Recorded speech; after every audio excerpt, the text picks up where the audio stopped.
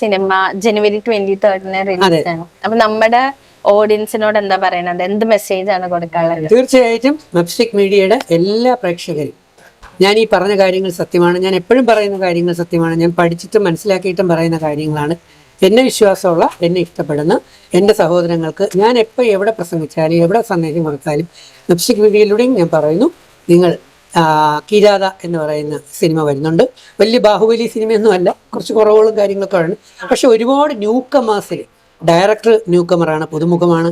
Producer ന്യൂ കമറാണ്. Producer അവരൊക്കെ വീണ്ടും സിനിമ എടുക്കാനായിട്ട് വരണം.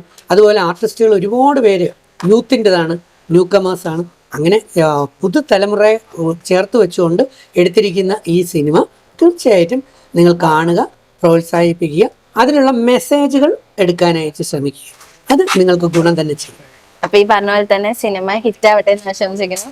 രജിത്തേട്ടനും ഇനി വെറൈറ്റി റോൾസിൽ നിന്ന് നമ്മുടെ മുന്നിൽ എത്തട്ടെ എന്ന് ആശംസിക്കുന്നു. എന്നാലേ കൂടുതൽ കാര്യങ്ങൾ പറയാൻ പറ്റും.